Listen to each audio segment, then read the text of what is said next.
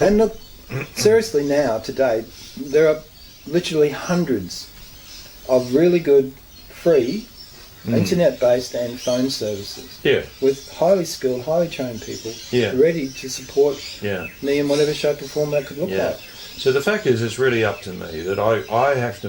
There's plenty of resources out there. Actually, there's the books you've recommended. There's probably all kinds of other things on the internet, as you say. But you did talk about the really significant thing for you, anyway, is connecting with people and not trying to do it on your own. So it's one thing to read a book, and that's good.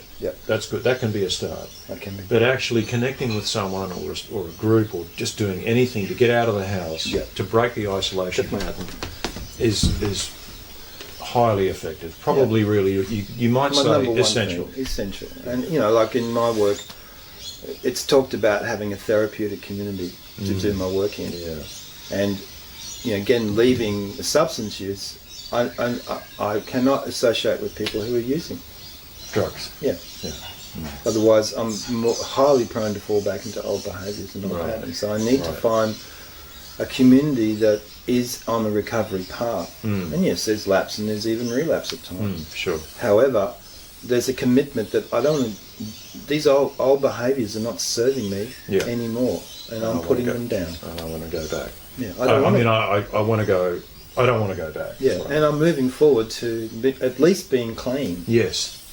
And with clean, you know, again, it's a well-researched pathway. But after 3 to 5 years clean, I start to gain some clarity back. And I often say to, you know, when I talk to people who are using, or I'm asked to talk to whatever, or people that I, you know, in my life that still use, and they say, well, what? How could you do that? You know, like I said, because clarity is the best drug I've ever tried. Totally free and always available. It's beautiful. Clear mind.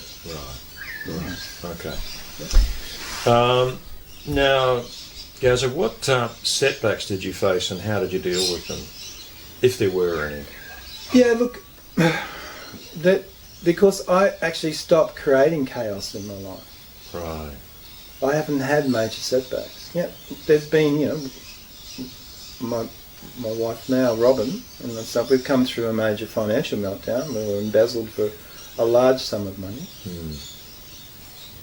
and I know how to self-write now. I've got myself, you know, my self-writing principle. It's like the yachts that have got them in, and even when they capsize, I've got a self-writing mechanism. They don't delay either that way or on their side and not be functional. Well, how does somebody get that though? Doing this sort of work. You know, in my rock and water training, it's called finding my inner compass. So I can always using my inner compass to find my true north. So is Rock and Water a resource? It is. That's another website you can use. So it's a program designed particularly for teenage boys that uses mindfulness-based martial art, particularly Aikido, which I train in today, Tai Chi, and how to link thinking, speaking, feeling. So it's congruent. It works together in unison. So this Rock and Water program is a good program for young guys, but it's also helped you to that if you get knocked over, if shit happens. Well, shit happens. You know, I've got a T-shirt that says that. That's must be true.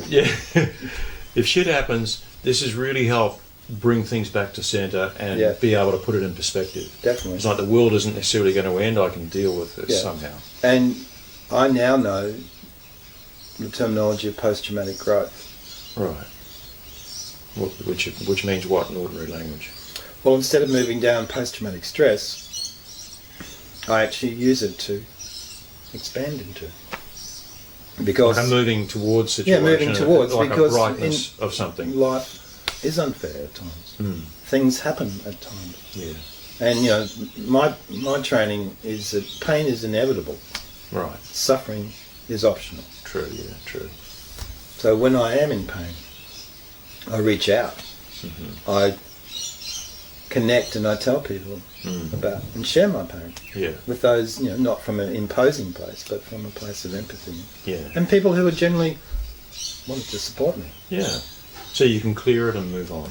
Yeah. With whatever the issue is. Yeah. Okay. And so setting up the necessary conditions so it becomes post-traumatic growth Yeah. and not post-traumatic stress. Yeah. Okay. That's an And I could talk about an analogy that explains that beautifully for people who may not understand that. Well, go ahead. Why not? So, in America, with the 9/11 terrorist Yeah. on New York, Yeah. the Twin Towers, they expected a massive epidemic of post-traumatic stress disorder. Yeah. And also nationally, because it was televised so much. Yeah. And they didn't find that. What they found was a very low level of post-traumatic stress disorder. And the reason that they believe that is because, New Yorkers felt so supported. Right. They had access to the best emergency workers and best support people. They felt the whole nation, in fact the whole world, Western world particularly, got in behind them. Now the difference is with Hurricane Katrina that hit New Orleans, and it took many weeks before there was even federal aid support to support. Right. The level of post-traumatic stress in that community is still going up. They did not feel supported. There are still streets flooded in there, Sure. and neighbourhoods flooded. And on an individual level, how do you translate that to a person? Well, To me, Okay, so having a support system. have a support system. Yeah. People in New Orleans felt isolated and abandoned. The people in New York felt connected and supported. But that's happened for them. They didn't do it. No, they didn't. They didn't do it. So here I am. I'm on my own. I'm just busy. giving It's a example. great example. I understand what you're Yeah. saying. I understand what you're saying.